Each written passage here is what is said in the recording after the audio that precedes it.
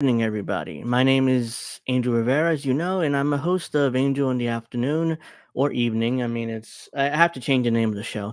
Well, anyways, today I have a guest, second week in a row, and her name is Karyn, but you might know her as Sage501 on Twitter.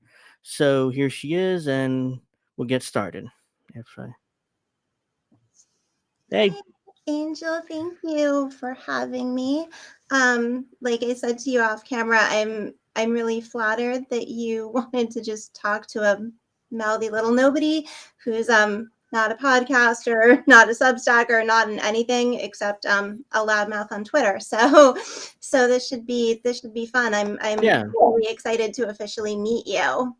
Yeah, I'm excited to meet you too. I was like, yeah, let me see if she'll come on, like I said to you off camera, because I was like, we'll see she says no, because I think I'm not sure if you, Oh, I'm not sure if you've been on somebody else's show before, but I was like, yeah, let me see if she will do it. So I was like, oh yeah, she did it, great.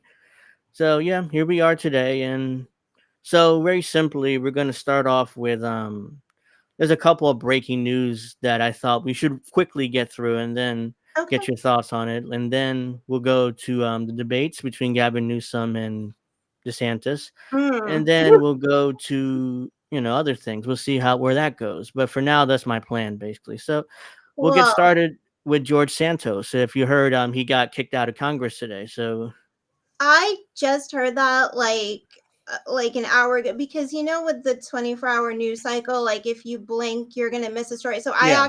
I'm not up on this at all. So I'm kind of gonna learn this in real time with Oh, you okay. right now. Okay. Let me, hold on. So let me do that. So yeah, that's an MSNBC clip. He actually got kicked out of Congress. He was expelled. The official term. The official term is called being expelled. Only five congressmen ever been expelled since the beginning of the first Congress. Okay. So let me just do this. Oops. House votes to expel GOP Rep George Santos. He has left the Capitol for the last time. So let's go to here. So bear with me. All right, here we go. Oops. Be nice if I unmuted it. Sorry. All right, here we go. Two-thirds voting in the affirmative, the resolution is adopted, and a motion to reconsider is laid upon the table. The clerk will notify the governor of the state of New York of the action of the House. Under Clause 5D of Rule 20, the chair announces to the House that in light of the expulsion of the gentleman from New York, Mr. Santos, the whole number of the House is now 434.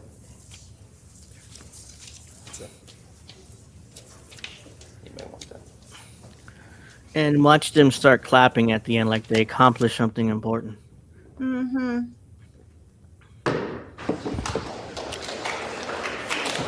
Well, so it seems as though with those few words, Congressman George Santos has been expelled. He is no longer a member of Congress. So I have a question. So Yeah. does this now mean that the Democrats just get that seat? I'm pretty sure how it works is when he said he has to inform the governor of New York, there's going to be she'll be able to appoint a congressperson, and then there'll be a special election at some point to actually replace him. I just, Wait, it's just interesting to me that you know I I have I have no faith or respect for either party here.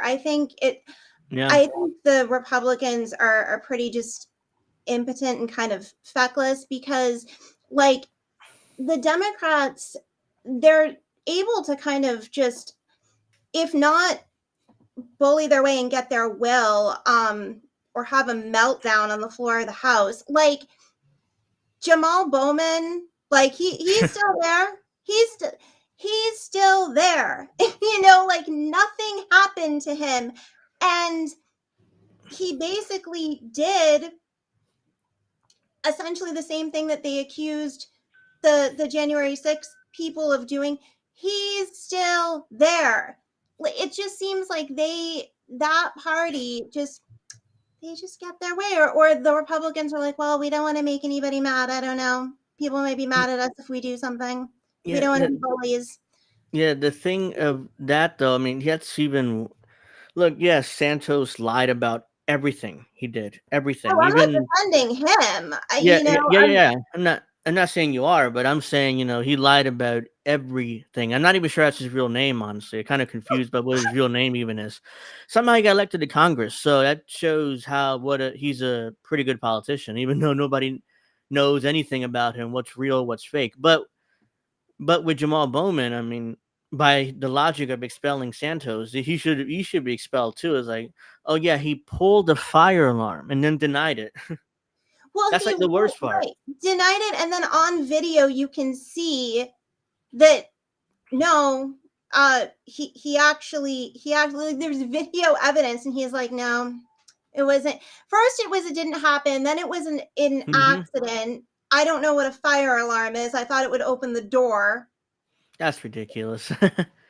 And I he can't was a believe school anybody. principal. Like, I can't. Yeah, I can't believe anybody fell for that. And then I see these online political commentators that are on the left defending this. They were like, "Well, the signs were confusing, guys. So yeah, obviously a former middle school principal will be confused by them, right? I mean, come on, let's like the one I'm thinking of is Kyle Kalinske. Like he just oh well, yeah. he was ridiculous. I Uh, saw his video. I'm like, what the fuck, dude? It's not confusing. I read those signs. Like, yeah, that's a fire alarm, and this is the door. how Clicking the about fire we alarm is not don't? open the door. How about we don't have anyone Mm. in Congress in either party who is confused by fire alarms? Like maybe the litmus test should be like, can we hand them like a picture book or something and be Yeah. like, we're just gonna need like a bit. I mean, but again, these are now a lot of the same people who pretend to not know what a woman is. So I guess we shouldn't be that surprised. He's like, I don't know what a fire alarm is either. Oh yeah, I mean that's true. Very I mean, complicated. they're like, I'm defending it when they especially Kyle Kalinske and the Young Turks. They started Justice Democrats, so they were like, Mm, we'll do whatever it takes to defend Bowman. Okay, let's just say the signs were confusing. Like he's a former middle school teacher. I'm sure he had students pull the fire alarm before a big test. I'm sure he knows. I mean, that was one of the most ridiculous things I ever heard. I didn't know. I'm so sorry. Now he's saying I'm cooperating in the investigation. Whatever punishment that comes to me, I'll accept. But he won't be expelled. He'll probably get a fine or something like that. So yeah, it's so just a little because time he's a of his good life. Well, he's in they'll the give him club. a timeout. They'll just give him a timeout. You're Yeah. a naughty boy. Hmm. So now let's move on from that because to me that's kind of low level stuff. But yeah, let's get to Henry Kissinger. He passed away last night. Yeah, Do you celebrate it? I you know, it's funny. I don't know if I'm one of those like super celebrate like whether the person is good or bad or whatever. I'm no fan of Kissinger's an enemy to the people. Like Yeah. that's basically the gist. I have nothing nice to say. Um, I had like my one snarky Twitter comment, and I kind of left it at that. I think I don't know. I think what was interesting, I get why people want to celebrate that kind of thing because they feel like it's some kind of win. Although, like, the man lived to 100 and died of old age. Like, I'm not really sure what the victory is here, really, other than the fact No. that he's not here anymore. Like, I get it. Um, but most people do not live to 100. Like, the man did well. Mm, Um, but no. I think what was interesting to me um, is that a lot of the people who were extremely elated by this um, also are, you know, very fond of people who might cloak their imperialism and their warmongering in something more palatable, but like they're not better. Do you know what I mean? Like Yeah. it just feels like, okay, you're gonna condemn this, but insert some, progressive dem or something, and it's like, well, oh, you like them, or you think like, well, at least they have like a moral. I'm not sure about that. I think the a lot of the times the kindness, the veneer of the human rights endeavor or whatever, like Mm-hmm. there's a lot of anti-human stuff that lives under the veneer of a human rights campaign a lot of the time. So I just think it's kind of interesting that you can get a lot of people who will perhaps rightfully, right? Sure, Mm-hmm. celebrate a death like Kissinger, but then it feels sort of hypocritical because you sort of then all you're backing people that's like, these people aren't better. They just appear to have Yeah. a veneer of a morality that you find much more relatable. Whereas Kissinger seemed like he was not ideologically based. You hear the word realism with him thrown Yeah. around. And in a certain sense, is that not just more honest? I think the veneer, the kindness veneer makes people feel a lot better. Mm-hmm. But what's Well, the functional difference? well, I mean, yeah, I didn't. I mean, I didn't really like celebrate it, but at the same time, it was like, I really didn't feel too bad about it. It's like, Oh, I didn't feel fuck bad him. about it at Yeah, all. yeah. So I'm going to play a 2 minute about his legacy. So the legacy of Henry Kissinger. So let's everything, all the evil shit he's done. So it's only No. 2 minutes. So let's. Okay. Henry Kissinger is somehow still alive, and in his lifetime, he's been Well, I mean, responsible he passed away, but this video is before, so just wanted to clear that up. for some of the worst atrocities in the history of the world. Uh, As he turns 100 on Saturday, we There you wanted go. to recap just a few of the war crimes that stand as his true legacy. Under Nixon, Kissinger oversaw the massacre of millions in Vietnam, Cambodia, and Laos from 1969 to 1973. He was the mastermind behind the carpet bombing of Cambodia, which deliberately targeted civilians, personally approving all It sounds familiar. Purposely targeting civilians, like that's what Mm. Israel's doing right now. So 3,875 bombing raids in Cambodia. And to this day, Laos remains the most bombed country in world history. In Chile, Kissinger played a key role in orchestrating the US-backed 1973 coup that toppled the socialist government of Salvador Allende and installed the fascist Augusto Pinochet. Pinochet's brutal regime murdered thousands and subjected tens of thousands more to torture during his 16-year reign. Kissinger aided the Pakistani dictator Yahya Khan against Bangladesh's liberation war of 1971, enabling the mass slaughter of an estimated 300,000 to 3 million people. Kissinger authorized and armed Suharto, the Indonesian dictator, in his genocidal invasion of East Timor in 1975. This campaign led to the death of over 200,000 Timorese through massacres and forced starvation. In 1976, Kissinger gave his pre-approval to Argentina's right-wing military junta for their dirty war against leftists, Jesus resulting Christ. in the brutal murder, torture, and disappearance of over 30,000 people. This is only a glimpse into the extensive list of Kissinger's crimes, and that's just some of what he's done. There's so much more, but and new things are still being revealed every year. While Kissinger continues to be honored and held in high regard by the mainstream political establishment, it's clear that he should rightfully be remembered as one of the biggest mass murderers in history. nah. All right. Well, So yeah, there you go. clearly he'll be missed, right? I mean, He'll be wow. missed by Washington. Hey, Desert. Do me a favor. You're in the chat. Please give me a like, and please subscribe. Hello, Gamer. Hello, Desert. Warren. Appreciate you all being here with me. And yeah, so he's responsible for millions and millions of deaths. I mean, I didn't even know about I knew about Chile. I knew about Vietnam. I knew about, but I didn't know about the other ones, and there's so much more that I'm sure I don't even know everything, and nobody really does. He's got a lot of blood on his hands, no Yeah, question. no doubt. I mean, I'm like, I can't. I mean, he's like beloved in Washington. I mean, it's I've never. Like, it's so like Didn't painfully he obvious. get did he get the Nobel Peace Prize? Am I crazy? I Um, think I think he might have. I I don't know mean, if let I'm me. off on that. I think he did. Uh, Henry Alfred Kissinger. Blah, blah, blah. Actually, he changed his name because he's German. He's German by so he has some other name. I forget right now what it was, but let me see. I'm pretty sure he did. Oops.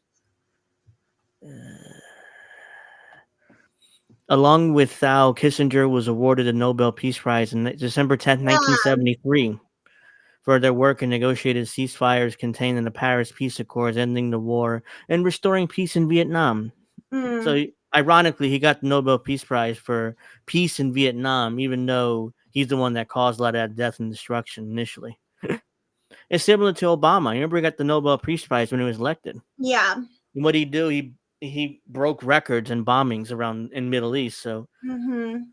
look who showed up. The ghost of Henry Kissinger. No, there he Yeah, is. yeah, he showed up here in the in the stream. It's like they love me. So there you go. Welcome, Henry. Hope you're rotting in hell. Now let's see. I was like, I had to feature that. That was funny. It's like I can't believe his ghost just showed up. Okay, so let's look. You sure you heard about the new COVID, right? Oh yeah, the reboot of Yeah, COVID. They're gonna I well, call it I call it COVID 2.0. yeah, exactly. And it's just it's like super uh so much of a coincidence that it just so happens to line up with election season. Yeah, the same thing. They're setting up another 2020. The Yeah. ghost is now kind. Let me see what he's saying. Did you ever get a Nazi war criminal prize? And then I get the loser. I'm a loser. They're like, yeah, you're the one rotting in hell, not me. So let's see. Now is the new COVID, that's the strain of pneumonia that they're Pneumonia saying. that is spreading like crazy and killing everybody. Now, I saw something that was saying that it's only or primarily just targeting kids. I don't know if that's true. I don't know if that was just That's speculation. That's what I heard too, and I don't know whether it's just speculation or it's true, but this is kind of new. This is kind of breaking. Like I saw this first time like 2 days ago. I'm like, oh, you got to be kidding me, because COVID also affected the lungs too. The world Mm-hmm. on high alert after mysterious outbreak in China again rapidly spreads. 8 countries now hit, multiples other on high alert. Senators call for Biden to prohibit travel from China amid concerns over unknown pneumonia outbreak, just in time for election season, as you said. Yep. Medical professionals in certain areas, Massachusetts and Ohio, have noticed significant rise in pneumonia cases among children. Yeah, that's what I heard too. Echoing similar outbreaks in China and various European countries, Warren County, located 30 miles from Cincinnati, has experienced 142 cases of the condition known as white lung syndrome in children since August. Local health officials have characterized this number as exceptionally high. So this is all the countries, so far that have been affected. USA has cases. It looks like China and I think England there and different parts of Europe and other Mhm. countries on high alert. See, So, I, and look, at the risk of sounding like a crazy conspiracy theorist, I just have to wonder, like, is the goal here to just not have an election? Is the um, goal to just be like, you know what, we have this crisis, we cannot afford to risk public health, and we have to delay these, you know what I mean? And it mhm. come from this very benevolent, seemingly, place of kindness and compassion and concern, and like, oh, they have to do this. I just think they are so desperate to not um to not have an election, because I think they know they can't run Biden. I mean, what a disaster. and they don't really have a bench. Like there's really no one Hmm. who are you going to go to? So I Gavin think Newsom. if they could find a way to not have an election, I think they would take it. Oh yeah, but I'm thinking one or two scenarios. Either Gavin Newsom replaces Biden at the convention because they remember he had the debate yesterday with DeSantis. Hmm. Why would he agree to do that unless he's running some sort of shadow campaign for president? Yeah, and so I don't know how much of it you watched, but in I sat through the whole thing, Yeah.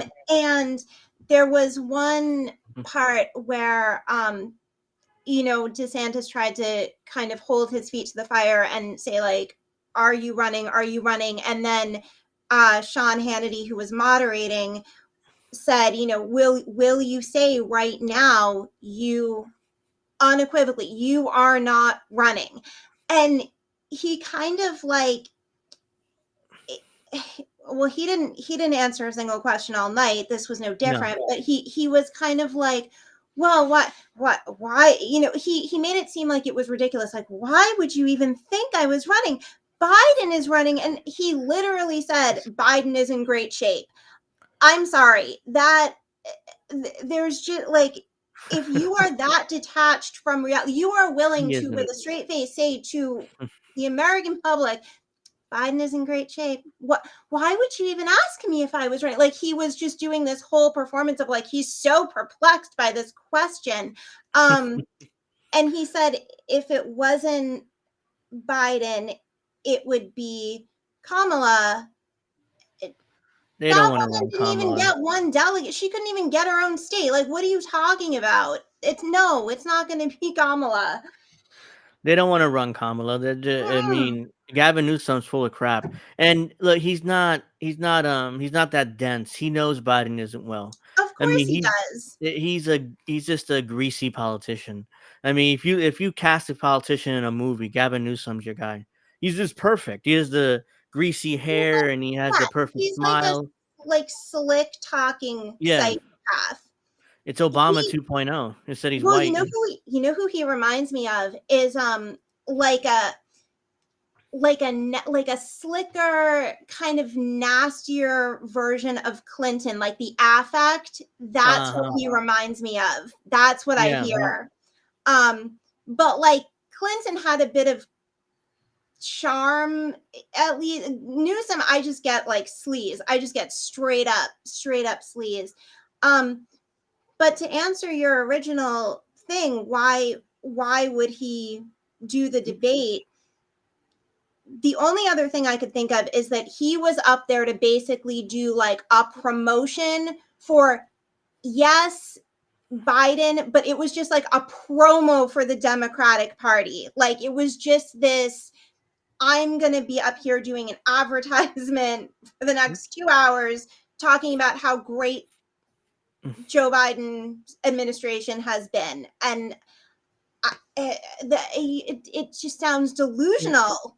he's doing that because he wants to stay good with the party bosses. So he's Mhm. running a shadow campaign. So I it's like, think so okay, too. if Joe Biden dies or somehow his polling number gets worse and he has no chance against Trump, then he'll be like, hey, look, I'm right here. I mean, at the conventions, I'm right here. I'm When Nancy Pelosi's nephew. I'm right here.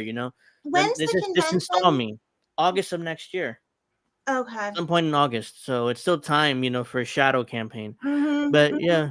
Oh, And Henry he Kissinger is went still hanging to around. Oh, go didn't ahead, go he ahead. go to China? And he's doing all the Yeah, things you would do if you were running. yeah, he went to China and then Xi Jinping came to San Francisco, and I'm sure you heard about him like shooing away all the homeless, The arresting homeless them or putting them. magically disappeared, Yeah. and San Francisco was just beautiful, and Hmm. it yeah, and then the minute that was over, it all came back. Either they were arrested or they were put in shelters or just like kicked out of the city, and then as soon as Ping was gone, it's like, oh, here you come right Yeah, back. I heard Uh, that they were moved just like out of sight, like just away from where all of the main, event was going to be. It was just like go around the corner. Yeah, so Kissinger's ghost is still hanging around, and he said this about you. So I wanted you to read this. Your guest is hot, my girlfriend. It's like, okay. and then he puts so yeah, I'm trying ghost. I mean, dislike the stream. Don't say much else. But so yeah, I wanted you to he's referring to Well, you, so I'm not sure you I'm see it. okay. Thank you, Kissinger's ghost. So his girlfriend, I don't know who it Oh, is, his and girl. Well, somebody thank yes. his girlfriend said that. It I would wasn't be him, very but curious about the girlfriend of Kissinger's ghost, actually. I don't know. Yeah, he didn't specify. It just said my girlfriend. So Mm, all right, so let's see whether he specifies. He's still around the stream. Ron DeSantis goes off on Gavin Newsom. I have a few clips, and then we'll watch okay. these. You almost have to try and mess up California. I only saw the first half an hour of debate, so I couldn't stomach sitting through the whole thing. They actually at one point ran out of U-Hauls in the state of California because so many people were leaving. That part I don't know how true that is, but that could be hyperbole. But a lot of people moved out of California. A lot of people moved out of California ever since especially the last 2 years, especially after COVID. They're still moving out of California. Yeah, I'm sure. What was I gonna say? Yeah, I mean, I'm in New Jersey right now, and this blue state is. I mean, we shut down for 2 years, and we're Hmm. so yeah, we reopened, and then it's like then the school shut down again. It was like a whole ridiculous thing here in New Jersey where schools reopen, school shut down, school reopen. Okay, now let's shut down. Some schools shut down, some remain open. It was like just so it made Phil Murphy look incompetent to the point he nearly lost re-election. He barely won by like 2 points. I was like, he won? Wow. I mean, and he was leading by 10 points the day Mm, before the election day. He barely won by two. So that shows how unpopular he was. And somehow he managed to win re-election. So yeah, wow. so let's watch this real quick. Governor, what's going on?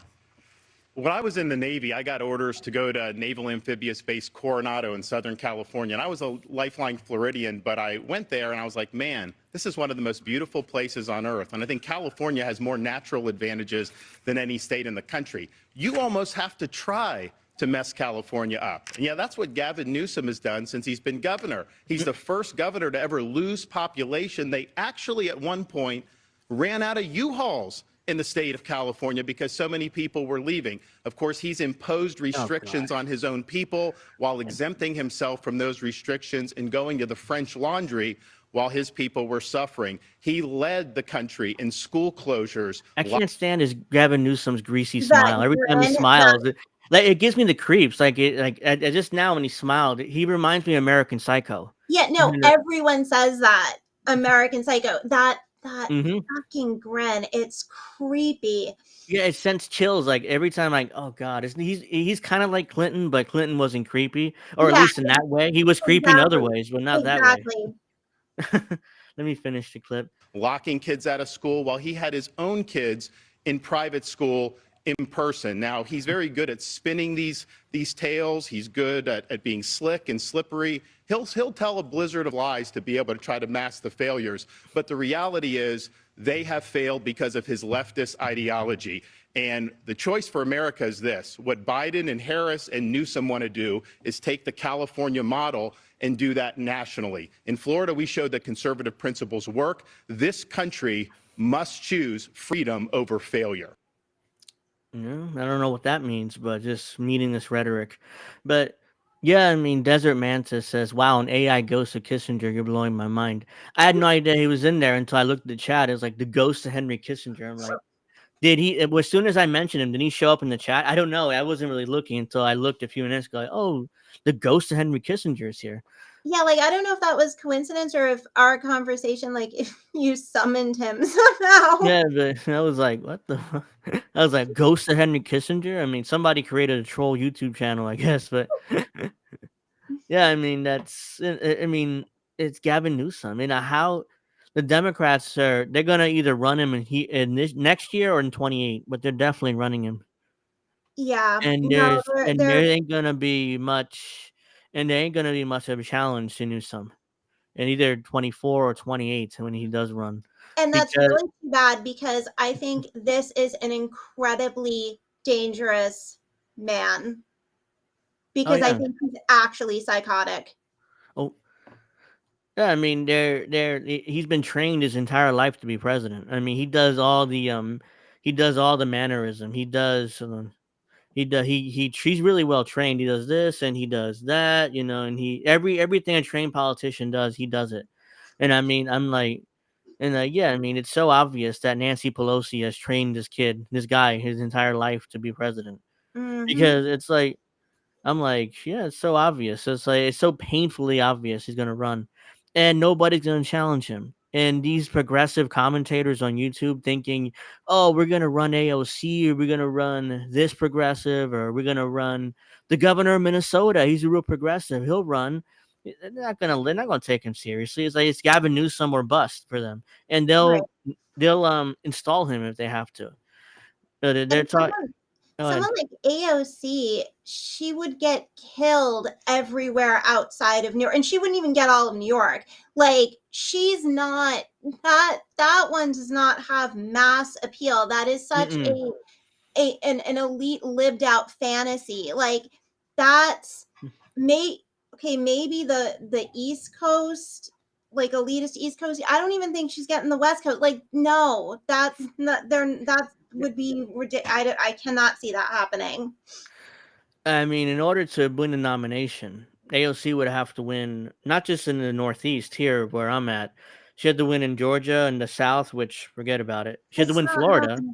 Forget about it. There's no No. chance. She has to win California and Texas. I mean, Texas is very important. She's not going to Mhm. win there either. So, only places she might win is New York, Massachusetts, maybe New Jersey, but even then, there's some conservative pockets here. Mhm. So even in Mhm. New York there is. Whoops. Even in New York there is. So I mean, yeah, I she's not going to imagine win. every state there is. Like, there's not, I mean, yeah, you can have a consensus, you have a red state or a blue state or whatever, but like, there is no state that's like they are all one thing. And a lot of this divides too with urban versus rural. There's that as well, you know? So there's a lot to consider. But like AOC, no, her appeal is stretches like a couple of inches and then we're done. Yeah, So she I doesn't have much appeal outside the elitists in Brooklyn or no. Manhattan or here in New Jersey. And the ghost Henry Kissinger is back. Let me see what he says. Oh, the person on the left is the guest. No, the person on the right is the guest. I mean, so I'm not sure he's trolling me or what, but yeah, so let's go to AOC even lost the DSA and Socialist Dem voters. Yeah, Rick. I mean, she's lost everybody. Hell, when I remember when she donated, I think it was last year, to a bunch of CIA agents that are in Congress, and they gave them money back. They were so embarrassed. Gotcha. That's how ridiculous she is. Nobody takes her seriously. Let's see. Breaking. Opening their strange debates. Gavin Newsom and Ron DeSantis is one thing in closing that we have in common. Neither of us will be a nominee for our party in 24. Ouch! Burn!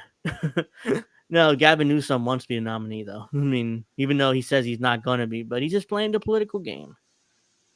Gotcha.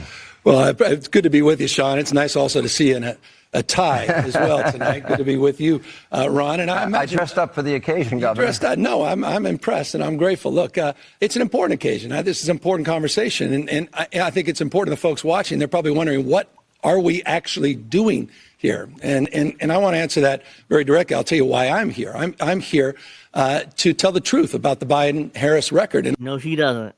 also compare and contrast Ron DeSantis' record and the Republican Party's record as a point of contrast that's as different as daylight and darkness. You want to bring us back to a pre-1960s world, America in reverse. You want to roll back hard-earned national rights on voting rights, on civil rights, on LGBTQ rights, on women's rights, not just access to abortion, Suddenly but he also knows access. what a woman is. Wait, Yeah, suddenly he knows what a woman is. he's When you bringing have to up talk this. about women's rights, suddenly he knows what a woman is. Yeah. I mean, he's bringing up. He's a Democrat. He had to bring up the SJW politics. Ghost Of Henry course. Kissinger loved the goatee. Oh, thank you. I'd say I take a lot of pride in my goatee. But yeah, I mean, He has to bring up the SJW stuff because he got nothing else. And now all of a sudden, like you said, he does know what a woman is. What a coincidence. And I think they bring up abortion later in this debate. I only Oh, saw the first yeah, half an hour. So yeah, that's a big thing later on too. Access to contraception. You want to weaponize grievance. You are focusing on false separateness. You in particular, Ron, are on a banning binge, a cultural purge, intimidating and humiliating people you disagree with. You and President Trump are really trying to light democracy on fire. So, Sean, there are profound differences tonight, and I look forward to engage them. But there's one thing in closing that we have in common is neither of us will be the nominee for our party in 2024. Governor, great. Ooh, burn, isn't it? Yeah, yeah, but here's the thing about it. Like, and it was like that all night. And the thing is that so he would have lines like that where you're like, oh damn, he like zinged him or whatever.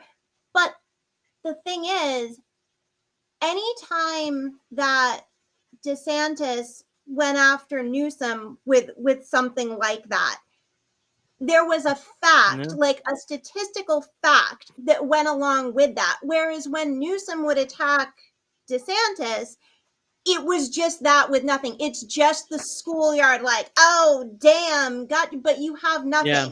Like DeSantis would go at him and then be like, and the stat is XYZ. And I'm saying this because, and then give some piece of actual material information. Newsom didn't do that. It was all emotionalism and just comparing him to Trump or talking about how far behind in the polls he is from Trump. It's like, okay, but ultimately what is your point? Like, I don't understand. You're not actually talking about fact. Like, if you want to get your witty snarky stuff in, like, all right, cool, but you should probably also have some facts in there as well, and that's what he was lacking. Yeah. I mean, not DeSantis, the other one, Newsom, he just like the worst. I mean, it's like, oh yeah, let me do this and let me do that. Let me not say anything and just, let's see. High Desert, thank you for joining. Dr. Nick Riviera's here too. Cowboy Kitty, love y'all. Thank you for all the love. Henry Kissinger's back. Angel is an underrated show. Thank you for the endorsement. Let's see. Your viewers have some very fun and original names and handles. Yeah, I mean, Desert Mantis is here. Thank you. Everybody's here tonight. And let's see what else. There's a few more clips. Hold on, let me see if I kind of lost them. Oh, the migrants one. Okay, I assume you saw this. Gavin, I only saw the first half an hour, so I couldn't take it. But Gavin Newsom to Ron DeSantis, you're trolling folks and trying to find migrants to play political games to try to get some news and attention so you can out Trump. And by the way, how's that going for you, Ron? You're down 41 points in your home state. Another burn. That's what he did. But like, that's all he had. Yeah. That's all he had throughout the night. So what I saw was like, oh, it's so cringy. And that's all he had. It's embarrassing. Good question. I support border security. I think the asylum system is broken. I believe that we need. I understand that. I'm the only guy here that's a border state governor. You're trolling folks and trying to find migrants to play political games to try to get some news and attention so you can out Trump. And by the way, how's that going for you, Ron? You're down 41 points in your own home state. On the issue of immigration, Joe Biden put a $14 billion immigration package up in front of Congress, 2,300 border agents, as well as custom officials, 1,000 new law enforcement officers to deal with the fentanyl issue. And by the way, that's a major issue in your state, 41% higher overdose rates than the state of... Fentanyl is an issue throughout the entire country. I mean, he's just trying to burn them in Florida, but it's like here in New Jersey, is epidemic too. So he's acting like, oh, it's a problem just in Florida. I mean, there's 3 times the national average.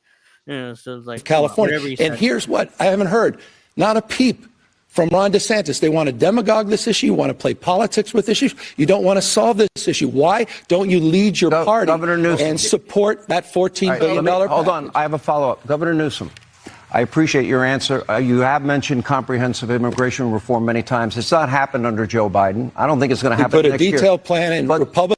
which didn't pass and never has a chance of passing. But yeah, I mean, there's more of absurdity. There's like this Burns, like, oh, look at that, I got him, I got him. Yeah, That's I mean, like I said, he kind of just had the same type of pivots all the way through. It was like on a loop. It was talking about where he is in the polls. It was or just doing complete projection, like everything that is wrong with California, he's just putting on Florida. Like there, and even back at the beginning, I don't think it wasn't part of the first clip you played, but when they were talking about the migration from California to Florida, and Newsom was basically like, that's not true. They brought up an actual statistic showing like, no, and it was like, that's not true. Like, Gavin Newsom to me is the epitome of what happens when we just decide that personal truth is valid, because yeah, he is a personal truth politician. yep, Facts don't matter, stats don't matter. He's just going to tell you what's actually true as dictated by his worldview, and then there you go. Whereas DeSantis, I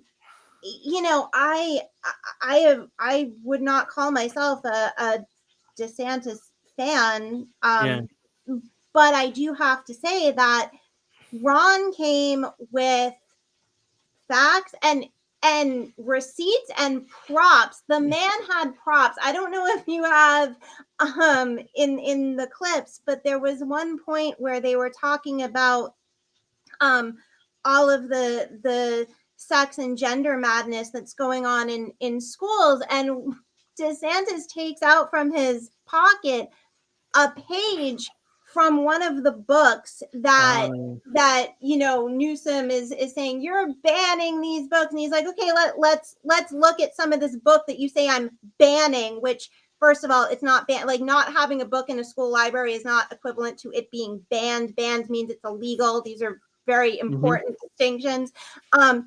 And it's literally just a very I know the book. It was from Genderqueer, and it's just an incredibly graphic depiction of various sexual acts that have nothing to do with sex ed. Like, we need sex ed in school, mhm, 110%, absolutely. yeah, I had comprehensive sex ed in school, but it did not depict like anal or blowjobs, or like we need, mhm, like there's education, and then there's like what seems to be just designed to be like scintillating or something, you know what I mean? And there is a difference. So he ripped that out of his pocket, and he was like, what about this? I mean, oops. hello. Yeah, I Okay. mean, it's absurd. I'm pretty sure this is part of that clip. What it says here: Gavin Newsom is shown the Mhm. sexually explicit Yeah. books he criticized DeSantis for banning. We don't provide K third grade education, that kind of curriculum. These guys make it up. And then he says, what I find offensive, very significant number of these books happen to be LGBTQ books. Excuse me. So yeah, I mean, it's the same thing, same crap. Let me just play some of this. Question to you: are the book banning issues? Is that not a state issue? Is that a state issue or a local It's issue? local, and he's Okay, lying. that's all I want to The know. phone book wasn't But there. That here's was the not question I okay, have. yeah. 1,400 Here's the books have been question I have banned for you, in the state. Governor Newsom. 1,406. Some of the books you're talking about, one is called, the governor just brought it up, it's called Genderqueer, a memoir, explicit pornographic book showing sex acts. Another, Flamer, graphic book about young boys performing sex acts at summer come on. camp. This book is Gay, a book containing instructions on the ins and outs of gay sexuality. Let me finish. Let's Talk About It, a book that contains graphic descriptions about how to masturbate for males and females. My question to you, Governor Newsom, those books, Do you believe that's appropriate for school districts to teach kids? Yes or no? Come on, that's not part of the curriculum. They're not teaching those kids are those are books that were in school. Hold on. The bottom line is He's defensive, but let's see what he you says. are on a book banning binge, your state. 1,406 books, 3,362 in this country. You didn't answer. What about those books? That's not, we don't provide for K through third grade education that kind of curriculum. It's just made up. These guys make it up. It's part of this cultural purge. Should it it's be? Just a What grade would it be acceptable? What I find offensive, Sean and Ron, what I find offensive is a very significant number of these books happen to be LGBTQ books. A significant number of these books. SJW politics. I mean, they're LGBTQ books, though. That's, that's horrible, right? To ban them, even though they depict graphic sexual content for kids. Exactly. And all I that think stuff. that's like this sort of the picture they try to paint is like, oh, you want this quote banned because it's LGBTQ. No, nobody is saying that. They want it to not be in a school library because it is graphically and explicitly and borders, if not actual pornography. That's why. You could plug straight people in there. It doesn't matter. It's not about that. And it's this willful misunderstanding that's incredibly manipulative and deceptive, Yeah. I've And never heard anybody say, oh, I want it banned because it shows gay people. Like, literally, I don't know any reasonable person that would say that. yeah, and they wouldn't, but it's just gaslighting. It's like, oh, you want these book banned because they're LGBTQ, not because they're graphic. I'm like, no, nobody said that. I mean, these books shouldn't be in elementary school, especially. Maybe you can make an argument for high school, but even then, it's kind of questionable. That could be left up to debate, sure. Yeah. But did you see that that thing with Gavin Newsom that went around, like maybe it was like a week ago, where he tried to stoke this hysteria over a law in Tennessee that had to do with indecent exposure and things like that in the public square, like being naked in public essentially, and it was just like, we're not going to do that in Tennessee. And Gavin Newsom tweeted out that story with the line, it is now illegal to be gay in Tennessee. What? It talks about nudity laws. I didn't. How's that connect to gay people? I don't know, but it's like, well, that's apparently what Newsom thinks of gay culture and gay people is like, they are depraved, so therefore if you expect them to be decent, that's hateful. I mean, that's incredibly homophobic. Yeah, no doubt. I mean, it's like, no. All right, let's see what else he says. Do you think it's appropriate in school? African Americans. Do you think it's honestly find Governor? I do you told think it's we don't appropriate in teach school? that. We don't teach that. Card in there. We have sex education in middle schools and high schools where it's appropriate. This is a ginned up, made up issue to divide this country. You talk about dividing this country. This is part of the culture war, the weaponization of grievance. This is part using education. We're focusing on math, science. We're focusing on reimagining our school system. We're going to get to education He's criminalizing teachers and criminalizing librarians that check out the wrong used the book. schools to impose a liberal agenda, social justice. They have this ethnic studies where they're dividing people. That's what they're doing. But let me just say something about parents' rights, because he says California respects parents' rights. This is rich. He's been telling a lot of whoppers tonight. This may be the biggest. In California, if you're a parent in Iowa or New Hampshire or South Carolina, your minor child can go to California without your knowledge or without your consent and get hormone therapy, puberty blockers, and a sex change operation, all without you knowing or consenting. How in the heck is that honoring parents' rights when you're bringing people from out of state to go around their parents' backs and getting life-altering surgeries? That is radical. That is Ron, extreme. these kids That is an just assault want on to live. parents' rights. You know what, Ron? It's not this for is you. Yeah, it's 100% true. I mean, those laws are in the books in California. Yeah. And he said, like, listen to how insidious that was. Ron, these kids just want to live. That's a complete, first of all, that's an absurd response. And second of all, it's just designed to emotionally manipulate you. They Yeah. just want to live. You're literally, your state will Right. take in a minor that has previous trauma, possibly is on the autism spectrum, has suffered prior abuse or sexual trauma, whatever it is. And if they say, I'm the opposite sex, California's like, cool, that's all we need to know. We're gonna trans you without telling your parents because your parents are hateful. I mean, that is like, I cannot envision a reasonable society being like, that sounds good. That sounds right. That's loving and kind. Yeah. I mean, as who said it? Here? Gamer said in the chat, I don't mind people being trans, but at 18, not for kids. Yeah, I mean, you do whatever you want when you're 18.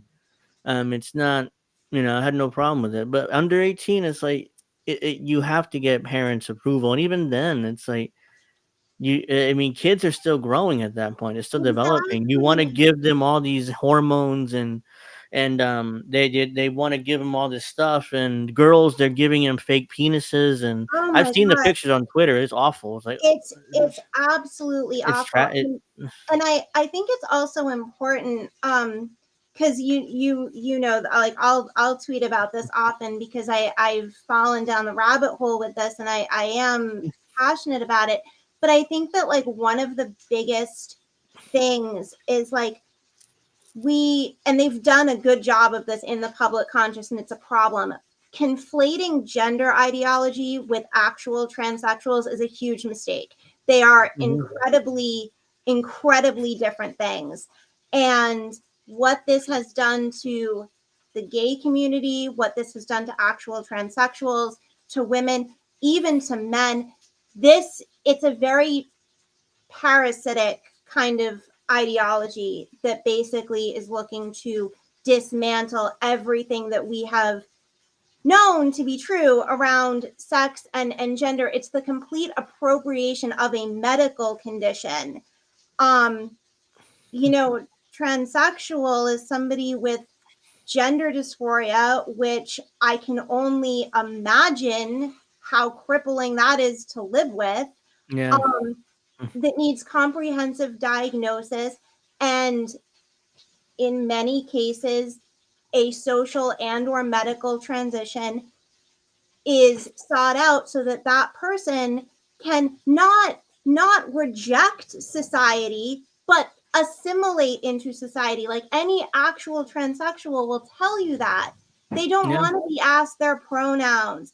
They don't want to be like seen as, oh, I'm just a man in a dress with like a beard and you still have to cut. Like, no, they actually want to present and live as close to as possible as the opposite sex. That's why they seek transition. But that's not yeah. what gender ideology is. No, I mean, to me, the whole thing is kind of like both sides are using it for political purposes. Oh, that's And 100% true. yeah, so that's why, I'm kind of like, come on, man, it's just absurd. And we were on migrants earlier and how Mhm. Republicans are purposely sending illegal immigrants to blue states and blue cities in order to, so for them to see what's going on. Like in Chicago. I mean, I think you tweeted about this, but I Yeah. wanted Mayor Brandon Johnson blames city migrant crisis on far right January 6th and not accepting the Civil War outcome. So he has a meltdown here, the new He mayor. has a meltdown. I mean, it's like, this is only a clip of it, but he just What does this only 50 seconds. But yeah, he has Yeah. a huge meltdown. I'm like, what the fuck, dude? I mean, it's like because Chicago, they're pressuring him to do something about these migrants, and he's not because he's such a progressive. He's like, I don't want to get rid of them. I don't want to, hurt my chances of reelection. But most of your citizens like get rid of these, do something. I mean, they're all over the streets in Chicago. I mean, Oh, they're taking up, Chicago, go that ahead. poor city, like Chicago has fallen. Yeah, I mean, it's horrible out there. So let's see him melt down here, and then we'll discuss. what we've seen is a very raggedy form instituted by right-wing extremism Everyone knows that the right-wing extremism in this country has targeted democratically ran cities. And quite frankly, they've been very intentional about going after democratically ran cities that are led by people of color. And their whole motivation is to create disruption and No, chaos. it's all racism. Racism. You see, they're All doing this racism. to big cities that have black mayors or black leadership. Yeah. Because that's what that particular party has been about. Right? This is the same political party that did not want to accept that President Obama was actually an American. It's the same Republican right-wing extremism that stormed the Capitol. It's the same right-wing extremism that refuses to accept the results of the Civil War. It's raggedy. It's just The Civil War was over 100 years ago, and you're like, oh well, they don't accept the results of the Civil War. Who does? Who doesn't? There's like less than. It's like Southern, like Ku Klux Klan racists. There's very few of them I left. think So what he actually is suggesting, it's complete lunacy. He's actually suggesting, again with a straight face, that in his case, the governor of Texas is sending migrants to Chicago because he is bitter about the outcome of the Civil War. it's just insane. I mean, it's just ridiculous. It's like, oh no. I mean, come on, guys. I mean, it's obvious that they're doing this because they're racist, not because.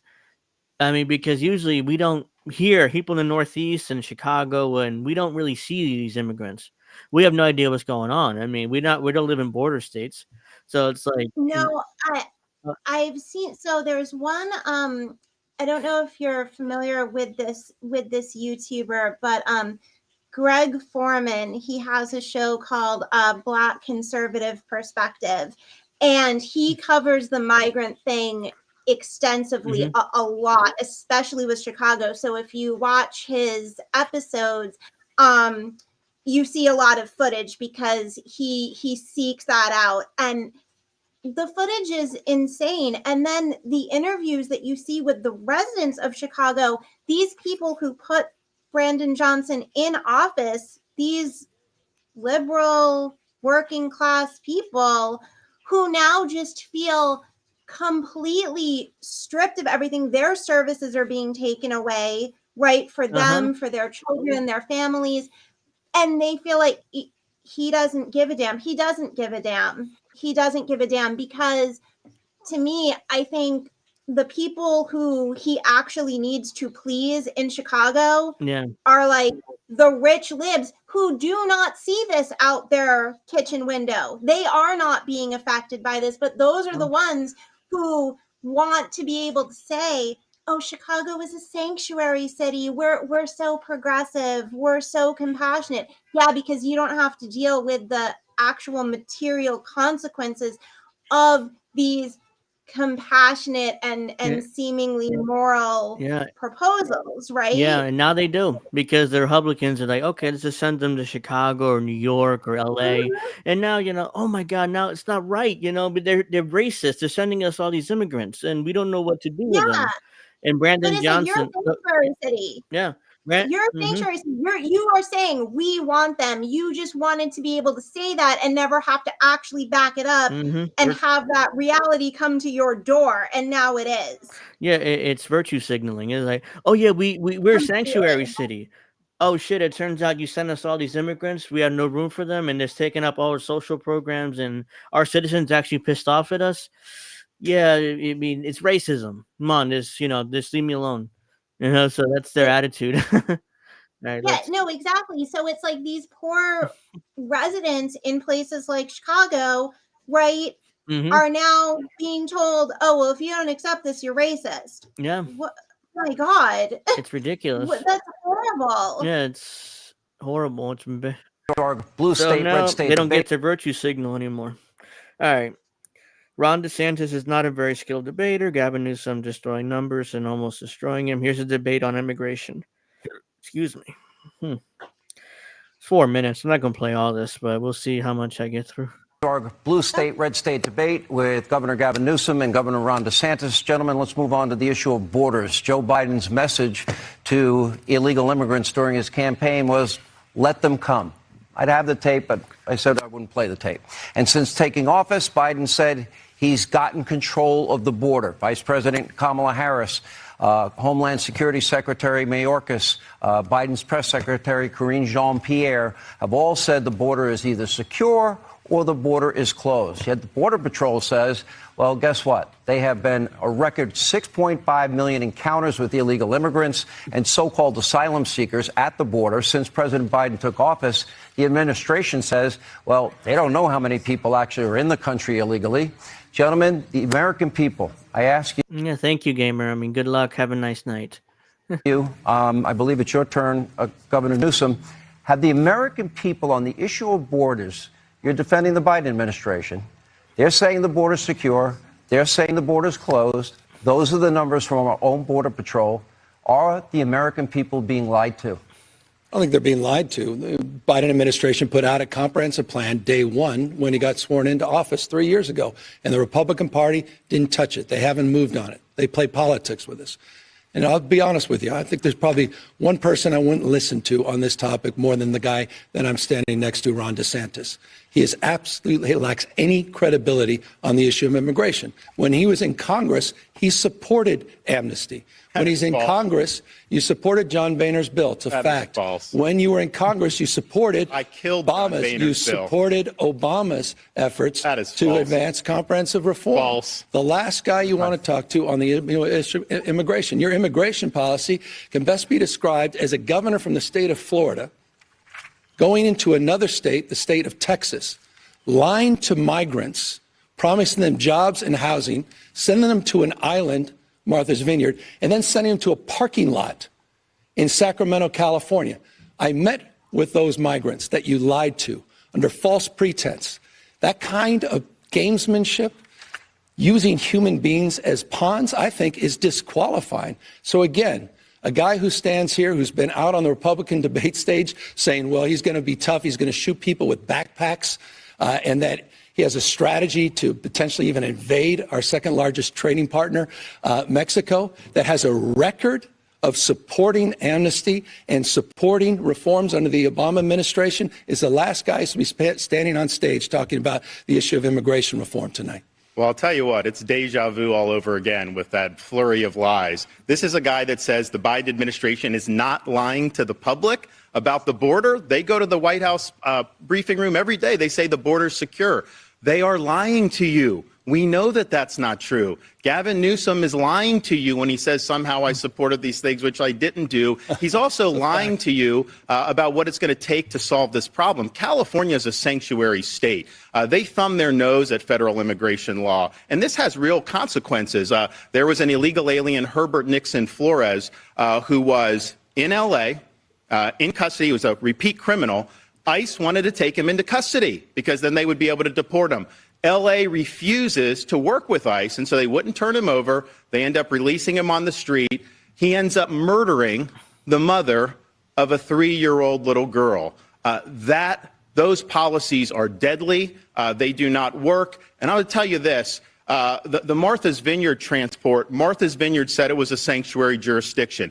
Kind of reminds me about Gavin Newsom when he restricted Californians, then he went to the French Laundry. These liberal elites, they like to impose burdens on you. They don't want to have to face the consequences of their actions. So we've got a lot of... Yeah, I mean, he's right about all that. And Ron DeSantis was like, come on, man. It's like, you're such a liar. And then it's like, oh, I mean, yeah, I mean, now Martha's Vineyard, for example, now they had to deal with the migrants. And I don't know what happened to those migrants. I'm not sure where they sent them, but they did send them away really quickly. It's like, hey, welcome. And all the cameras were there, if you remember that moment. Like, we give you food and water and here's some blankets. And once the cameras were away, oh, yeah, goodbye, fuck off. No, we don't. Well, because this is the thing. I feel like a lot of these progressive governors, what they ultimately want is for red states to bear the material brunt of blue state virtue signaling. Yeah. That's essentially what it is. It's like, we'll virtue signal and look awesome, and you bear the material consequence. Because what they're pissed about is that, like, the immigration problem is now in their cities. That's That's exactly what it is. Like we really just wanted a virtue signal about this. This is supposed to be a red state problem. And then we're supposed to be able to call everyone in a red state racist when they bitch about it. Like that's Mhm. really what they're like, you're not playing by the rules. We had this set up, we had a little system. Yeah. Yeah, I mean it's just ridiculous. And it's like, yeah. And then it now again, now New York having major issues, and I wanted to show this tweet which you sent out, and I think it's yesterday. It's like Mhm. New York. It's like crisis in New York. 94-year-old vet struggles to move on after nursing home evicts him, replaced by migrants. The veteran and his daughter say city is more worried about migrants than Americans. I mean, I mean, that's what these cities would have to do with these people. They're Mhm. running around like, oh yeah, let's bring us all the migrants. I mean, we're a sanctuary city. Oh There's shit! no Now plan. they have no plans and never expected these migrants to be sent here or to come up to New York in the thousands or in the millions even.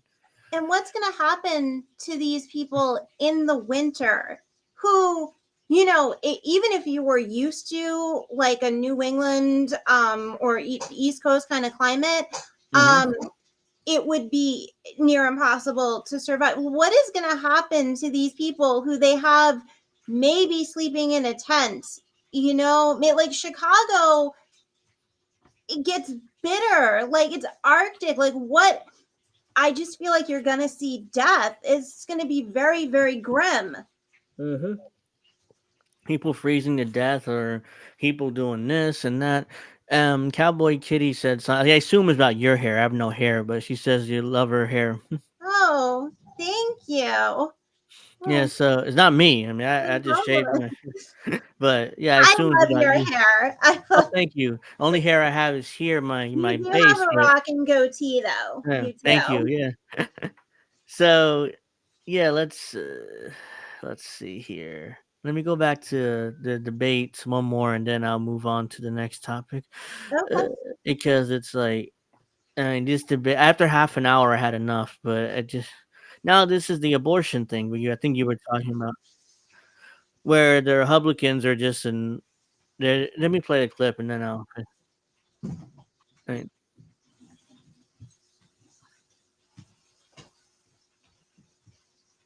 Oh shoot! I'm sorry. National ban. Why?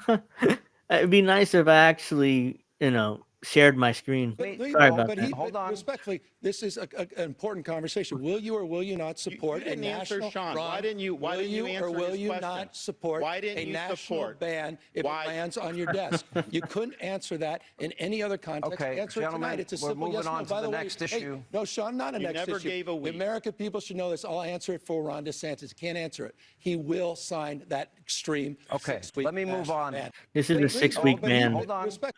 This is a 6 week ban, and Republicans are kind of scrambling right now. At least they're scrambling, and they're because after Roe versus Wade was overturned. I mean, most Americans are pro life, or no, I'm sorry, pro choice, Mm-hmm. and they're kind of scrambling now. Like we don't want to piss off our base, but at the same time, we don't want to say we're going to sign a 6 week abortion ban nationally because if we do, we'll lose most of the country, and Yeah. all of them trying to walk this political tightrope. Like, oh They no, all go are. ahead, I yeah. mean, and I think even Trump has said like Republicans, like you can't die on that hill anymore. Like you can't die on that hill. Hmm. You've got to look, America, like they like their abortions, okay? And I say Hmm. that as someone who is pro-choice. Like I Yeah. I think that I do think we probably like kind of fetishize that topic a little bit. I think we make a bit too much out of it. I never used to think that, and I think that now. However, I do think that, like, yes, of course, having reproductive freedom in that way is very important. However, oh, sorry, my Greyhound's crashing. Oh wow. Hello. And go over there. Um, However, I also don't think that it is necessarily unreasonable to say, okay, well, when we're Hmm. into months like 7, 8, 9, are there some restrictions or things or that we should? I mean, this can be a nuanced conversation while Yeah. still keeping the foundation of pro-choice. Um, I don't think Republicans are going to have much success if they're like, we're just outlawing this flat out. And I don't think many of them even want to do that at this point. It's kind of the same thing with you know, like gay marriage. Like I think you're going to be hard pressed to find Republicans or just conservatives in general who are going to die on that hill. Like I just think that a lot of times the Democrats and the left still think they are battling a GOP from the 1980s, and they're not. And you have to so you're losing people because it's like, you know how many gay Republicans I have as like Twitter followers, or gay Yeah. conservatives, or even trans conservatives. Like, they exist. It's Yeah. not that rare. So you got to let some of this shit go, and that goes for the left too, where it's like, you're not going to get people just on like, oh, they're going to take abortion, they're going to revert gay marriage. No, they're not. No one's doing that. You The know. yeah, the politicians aren't. Maybe the Supreme Court could overturn gay marriage, maybe, but that's very unlikely too I don't even because think they're gonna. I just don't even really it, see that. it's a political time bomb. If you do overturn it, there's Yeah, gonna be people on the street in Washington. of course. Yeah. You know. Um. Now, now again, I think you have to, and on both sides, this is true. Do not conflate gay rights with gender ideology. Two Hmm. totally different things. They are lumped together for political reasons on both sides. They are separate things. Um, Yeah. so again, that gets all entangled. But like, no, gay marriage is not going anywhere. It should not go anywhere. And the foundations of reproductive freedom should not go anywhere. However, that does not necessarily mean that you should be able to like have an abortion just at will for no reason in your ninth month. Like, there has to be, like, some things are outside the bounds of reason if there is not a really damn good reason to do something extreme. And Yeah. most people are probably going to think an abortion in the ninth month is extreme, unless like the That's very mother's extreme. life is in crazy danger, or there's just, I think of course you should leave a space for ridiculously horrible, dire circumstances. Of course you should. Hmm. But like, I think the Democrats try to paint it as any restriction is, oh my god, they're going to take away abortion, when it's like, you motherfuckers are the one that didn't even codify it into law. So it's just, Yes, it's that's complete that's rejection. yes, that's to me that was the huge part. They go they had Supreme yeah, Roe versus Wade was enacted in 1970 something. Let's say 72. I don't know the exact I don't remember that exact date, but I'm pretty sure it is. So they had Jimmy Carter. He could have codified it in Congress. He didn't. Then it was 12 years of Republicans. That's Bill Clinton. He had 8 years of Bill Clinton. They didn't do it. Then they had 8 years of Obama. He didn't do it, and now they have Joe Biden, and Joe Biden could have done it because I think it's so, and he didn't do it again because it was like they couldn't use it as a political football. It's like, Yeah. oh yeah, if you it would give us money and we'll keep fighting for Roe versus Wade. Oh, they got overturned, and it's not my fault. That's Supreme Court. Blame them. Even though we had 40, 50 years to try to codify the law, we didn't do it. No, and then they intentionally didn't do it. I mean, wasn't it Obama who had said, like, I forget if it was his first or second Hmm. term, that it was going to be the first thing he did, Hmm. right? Yeah. And then he turned around and said, "Oh, it's not a priority right now." Even Not a though they had priority. a super majority in in the Senate and the House, they had the House. They could have done it. It's like, "Oh yeah, it's not a priority right now. So leave me alone. Don't ask me about that again." Even though he promised that was the first thing he would do when he entered office. But he didn't do it. Of course not. But then, Uh, please, let's talk about how the Republicans are a threat to abortion. You know what I mean? yeah. It's just sort of a Hmm. crazy making thing. Yeah, because they are in their mind is like easy political thing. I have a question here from somebody in the chat. Maybe you want to answer it, maybe not. They want to know what state you're from. Oh, I'm in Massachusetts. Okay, so you're in the Northeast. I'm in a blue state. Uh-huh. Yeah. So it's just absurd. It's like, oh, come on, give us, just do that. Like, nope. we won't do it, even though we had 50 years to do it. But yeah, now as soon as Supreme Court overturns it, everybody's in the streets. All the liberals are pissed off, and Biden is like, "Oh, now give us money so we can, we can reinstate Roe versus Wade." See, And I think. Oh, go let ahead. me wait like 10 seconds before those fundraising Uh emails huh. What's went funny out. is, yeah, I supported Bernie in 2016, and Bernie, of course, gave my email to the Democratic Party. So what Yeah, did he oh, do? Yeah, same. as soon as that happened, I got an email like an hour later, give us money because we can now we're gonna fight to reinstate Roe versus Wade, either due to Supreme Court or with a law. You should have done that 50 years ago, but whatever. It's just ridiculous. It's like, fuck you. I'm not giving you a dime. No, Actually, I've been last time I gave money to a politician was 2016 with Bernie. it was very, Even yep, 2020, I was me like, too. no. I was like, no. I mean, I don't. Bernie is like, no. And on top of that, he didn't really fight in 2020. He was like, after COVID, he was like, yeah, my good friend Joe and Joe Biden, vote for Joe Biden. Even instantly, it was after as soon as COVID came around, they did like one or two more primaries, and then he dropped out right after that. I'm like, you didn't even fight. At least in 2016, he went essentially all the way to the convention, and then he dropped Yeah, out. Then, of course, but he owes so many people $27 multiple times over. You know what I yeah, mean? because I didn't give a lot, but it was enough until it was around $100, but it was a lot. It was a lot for me, My and oh, same. Yep. mhm. And I Mine's was like, probably like 100 spread out. I used to uh-huh, like would watch the debates and I was like, oh, he's killing it. $5. I was uh-huh. killing it.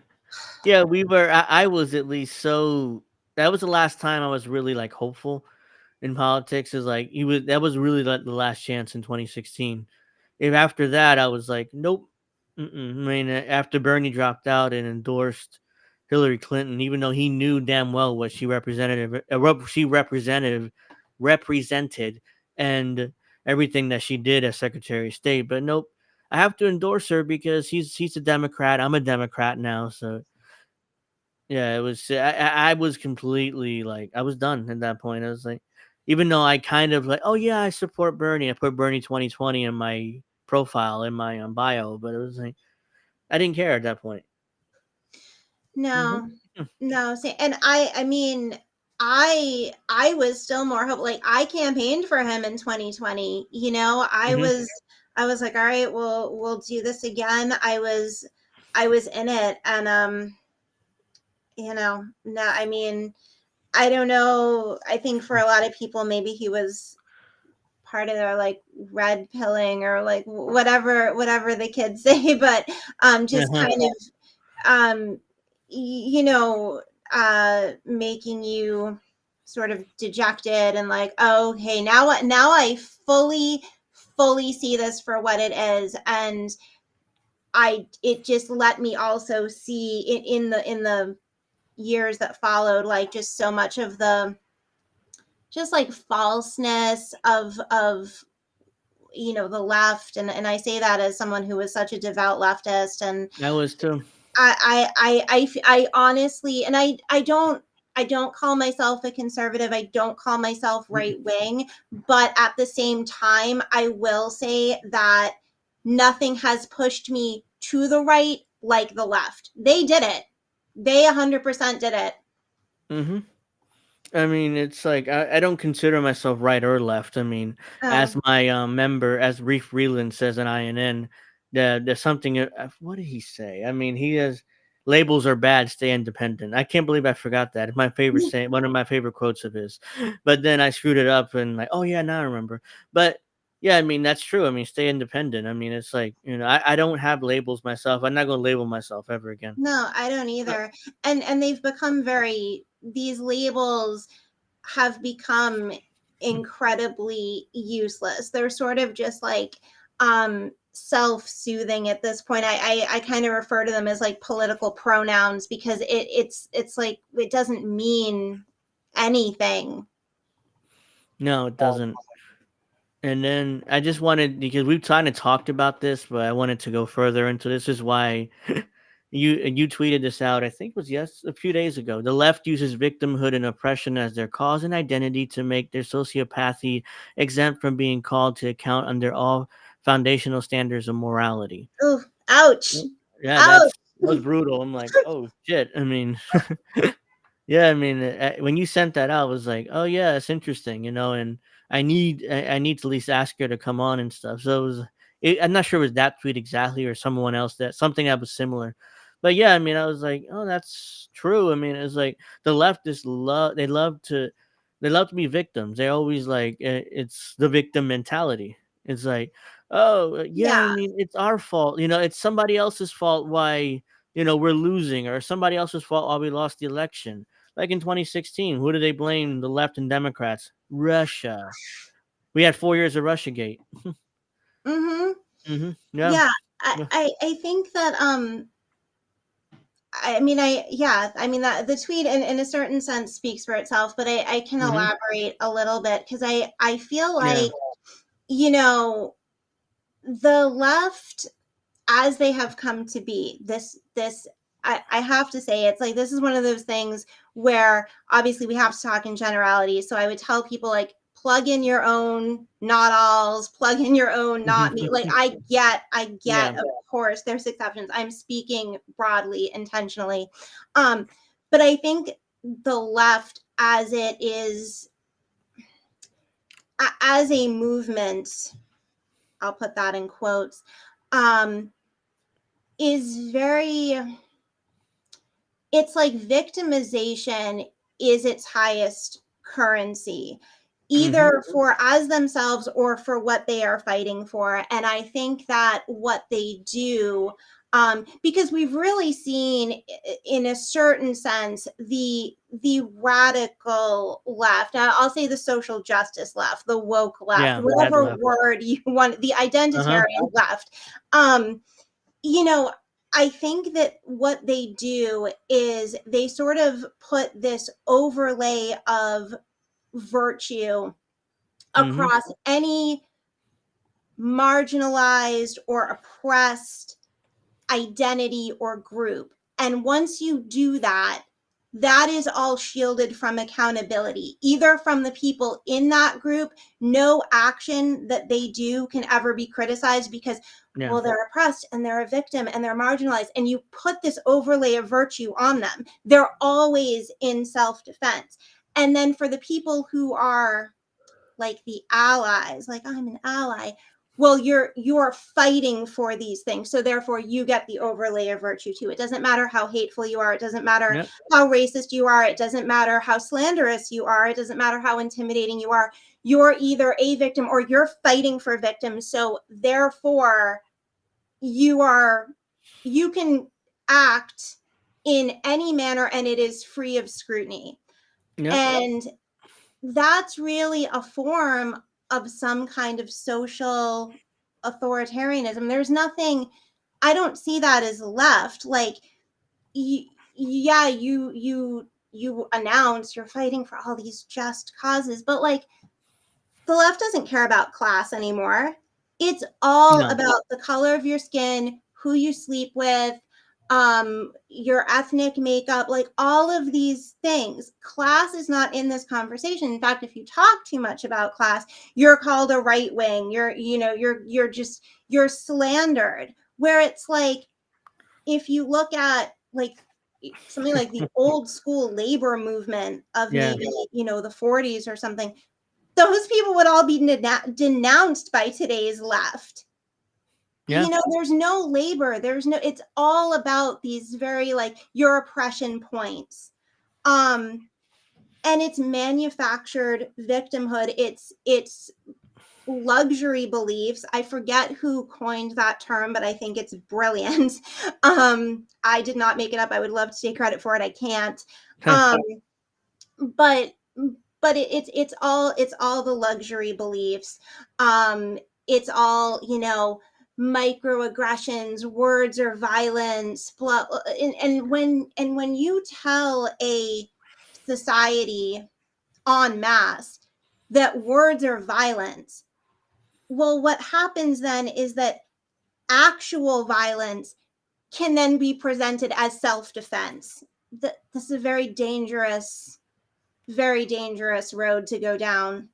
Yeah. And I just think that's really the state of the left, is this unhinged, histrionic, just emotional dysregulation. I don't take any joy in saying that. I this breaks my heart. I think this is Hmm. we are going down a really bad path, but that's what I see. Yeah. I mean, I think that's well said. I mean, I've had my issues especially after 2020. It's like, yeah, I can't be a left winger anymore. I mean, I'm not saying I'm right, or I'm not saying this. I'm not saying anything like that. But yeah, when I see all you tweet like that, I was like, yeah, that's well said. I mean, even your explanation now was like, yeah, I agree. I completely agree. And I mean, that's it. Yeah, it's well said. Um, did you see Elon Musk tell advertisers to go fuck I themselves? did. I did. Mhm. Because they're like, he's also suing Media Matters because Yep. they started this whole thing over. Oh well, yeah, I mean, you see your your ads end up with tweets, controversial tweets. Please, because they hate Elon Musk. It's obvious. So that's why they do. That's why they did that. They manipulated the algorithm. At least that's what Elon Musk claims when he's suing Media Matters. But And I think a lot of those companies too, like, because we have to remember that all those companies have to worry about like their ESG scores, right? Mhm. Their kindness score, their diversity score, they're all of these things that are essentially ridiculous. They're just virtue signaling. Yeah, And yeah, so I think that these companies, one, in order to satisfy even that type of thing, have to kind of almost do this performance of like, we denounce Twitter because fill in the moral reason. They've been denouncing Elon and Twitter since he bought it, so just fill in whatever the yeah, current thing is, like it doesn't matter. I think they have to be seen doing that to some extent.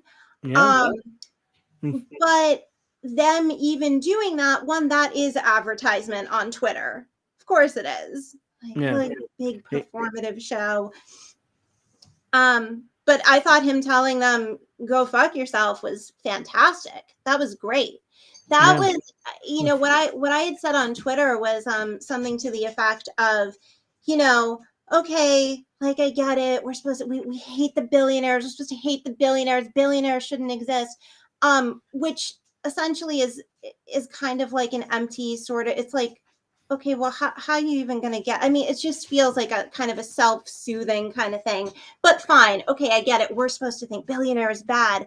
However, that sentiment is more relatable and more honest and real than anything we have heard from a progressive, for the people politician that I can even recall. Go Yeah. fuck yourself. Fantastic. I can't be mad about that. You Yeah, know? the billionaire, they hate that. Billionaire shouldn't exist. I think Bernie had a plan to tax him out of existence or whatever. Yeah. I don't know how realistic that would have been. I mean, yeah, I mean, you pass tax increases, but ultimately there's credits and there's loopholes, and you can find your way around that. So it's almost impossible to tax billionaires out of existence. It'd be Right. like 100 years ago. Let's tax millionaires out of existence. It's like that's not in a capitalistic system. That's not really a thing. Like let's tax certain people or certain financial situations out of existence. Nope, not a And thing. if you had sort of across the board, like a more, I don't really want to use the word equitable because I feel like that's been really tarnished, but just a more, um let's just say a more fair system for economic growth, or for, being prosperous, however that means, regardless of who you are. And you knew that you actually didn't have to worry about where your next meal was coming from, or if you were going to be able to pay your rent, and the odds of you being able to own a house were actually quite reasonable, and all of that. If we had all of that in the world, you really gonna fucking care that much about the existence of a billionaire? Probably not. Do you know what I No. mean? You're Yeah. not gonna care nearly as much. So I think it's more of like a almost like a mantra, like billionaires shouldn't exist. Yeah, because we don't have a fair system right now economically. And I don't have an answer to that. I'm not saying I do, but I think that like it's sort of an empty, again, a virtue signal, just sort of the moral masturbatory position of like, well, billionaires Yeah. exist. Um, but obviously Elon does exist. He's the richest man in the world. And I think he said something, a sentiment that is relatable to so many people. And this Hmm. idea that all billionaires think the same, they all want the same thing, they all have, that's false too. There is no group that's a monolith. And the reason that Elon gets a lot of hate and even Trump, right, gets a lot of hate Hmm. is because they do clash with other elites. There's Yeah, they intra-elite do. conflicts and we see them play out. And they might, of course they have some overlapping interests, but not all. And even the objectives to get there are different. And so you can't be like, oh, well, just billionaires bad. They all want, no, they don't all anything. So I No, can't really sit here and say like, oh, I have a huge problem with Elon Musk. I don't know the man, but I don't either.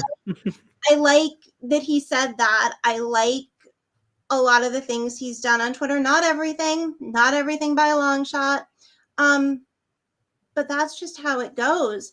But I do think Twitter is probably the closest thing we have to an actual public square, right? I couldn't name you another social media platform. Well, And unfortunately, now the public square is digitized. I'm not yeah, saying it's that's good, but it is. And so if it's gonna be, we damn well better be able to speak our mind as much as possible, yeah. which to me means anything short of direct threat or incite to violence is, Yeah, you don't have a right to an existence that's free of being offended.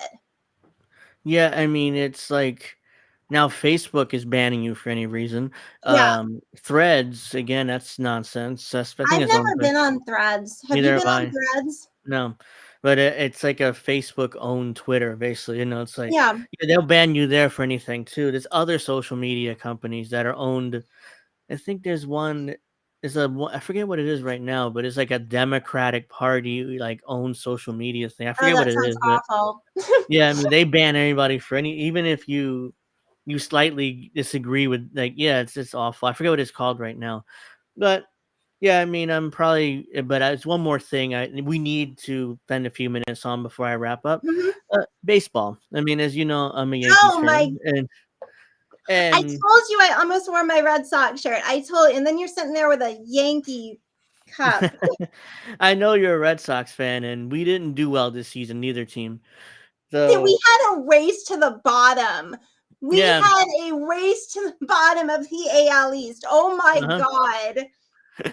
I was like, who's gonna finish last? The Yankees or the Red Sox? We were like neck and neck, and then the Red Sox had the awful September, and they managed Yeah, to finish it was last. But fitting. It was like, uh, the thing about the Sox for me is that part of their whole thing was always like the lovable losers. And then, of course, we had mhm, 2004, which was orgasmic and amazing. And then it's like, yeah, okay, well, then we for had our sure. 7 and 11. And then it's like, you kept, I need them to really have their wins spread out because that's just a part of their kind of identity that I'm like, no, you need to finish last, please. Go ahead.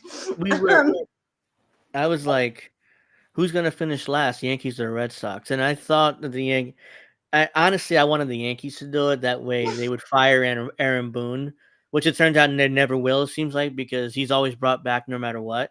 I was like, oh Yeah, come you on. have to tell me what, because I see you say that a lot. Like, what I know as a Red Sox fan why I don't like Aaron Boone. I'm sure you know why I don't like Aaron Yeah, Boone. But yeah. why do you not like him as a manager? It, it's so there's many different it's like he's at least the perception is he's a puppet of Brian Cashman, and he makes terrible decisions. He had. I'm like, come on, man. I mean, he removes pitchers too early or removes them too late. He has no feel for the game, even though his father is a baseball manager. His brother was a major leaguer. I mean, his baseball. His grandfather managed to. I'm like, how do you have no feel for the game? It's just Oh, beyond me. really? And it's like, and the Yankees have ever since he took over, Yankees gotten worse and worse and worse and worse and worse. And now this season they missed the playoffs and they were 82 and 80. I'm like, come on, just finish under 500 or finish last. Maybe they have no choice.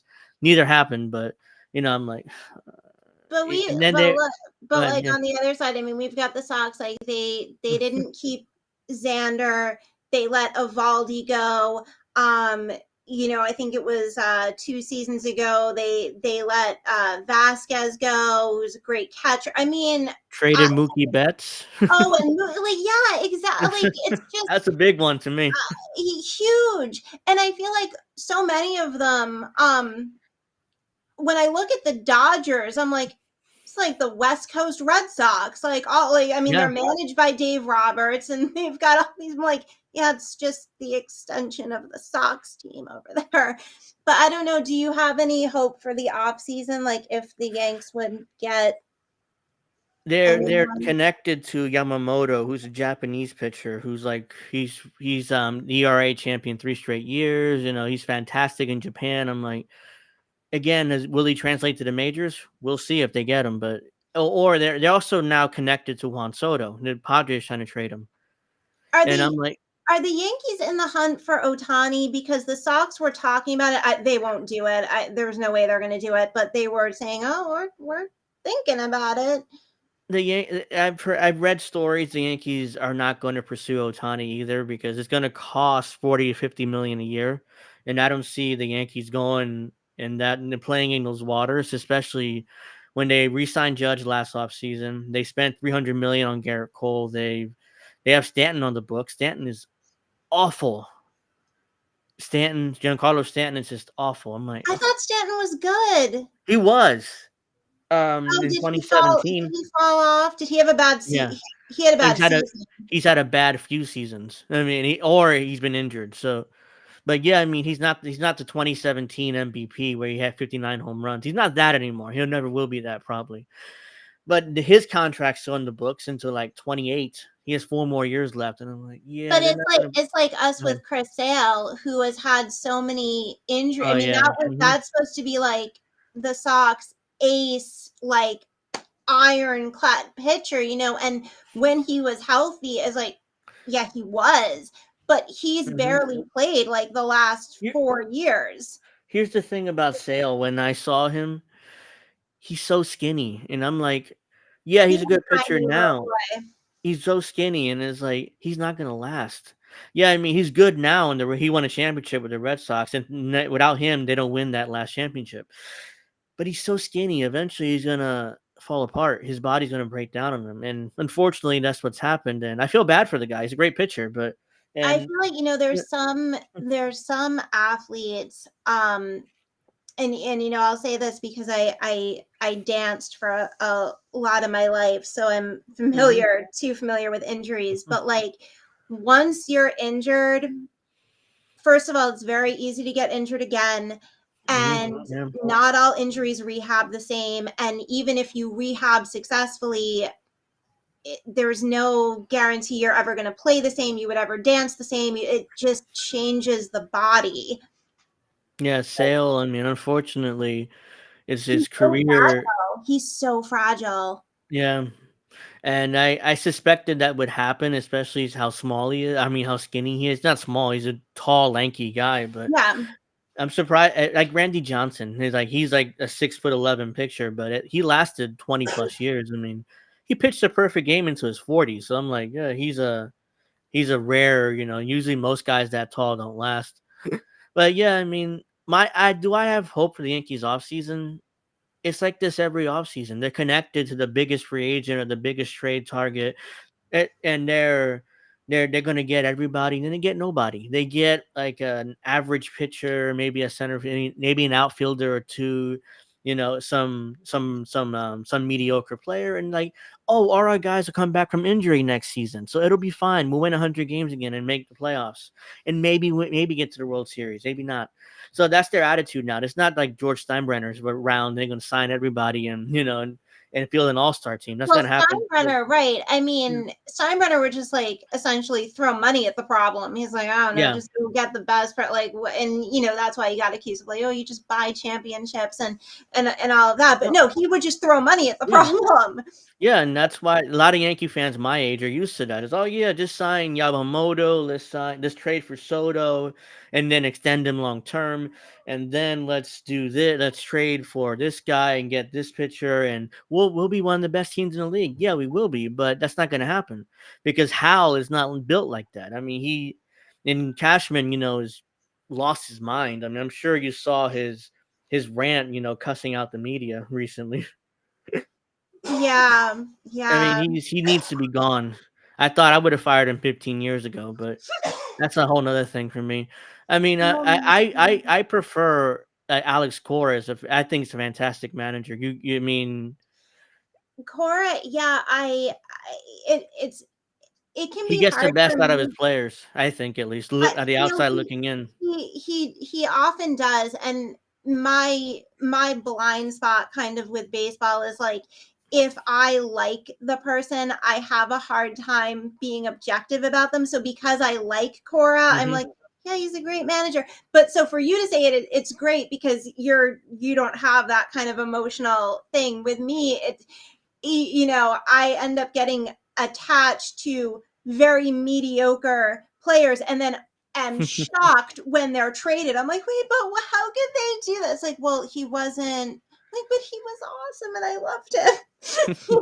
So I'm glad to hear you say you like Cora as a manager because yes, I do too. Yeah, I mean, I hate Boone, but yeah, I mean, I could keep talking about baseball all day, but do I have to know wrap you up have soon. to go. This was a really good Yeah. conversation. Thank you. Oh And yeah, it was you're, great. I agree too.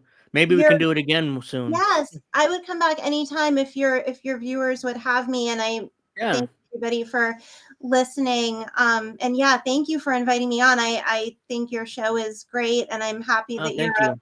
a voice out there doing Thank that. you. I appreciate it. Yeah, I mean, I would love. I mean, we'll set up another date some point. But Okay, yeah, I would love to have you back on. I'm sure the audience do too. Even though some of them didn't agree with everything you said, but that's the whole point of the show. Conversation. I don't get Mm, upset about that Yeah, disagreement. It's neither completely do I. I mean, fine. I've had some interesting debates when I don't have guests from my audience. But yeah, I mean, I want to thank you for coming on. I hope you enjoyed your time here with me. I did. No, thank you. I'm glad. Thank you so And much. I'll see you. We'll see you guys next week. Yep, Maybe a and different guest, maybe not. I'll But see you on Twitter. okay, yeah, I'll definitely see you on Twitter. And I hope everybody has a great weekend, a great night, and I'll see you next week. Good night.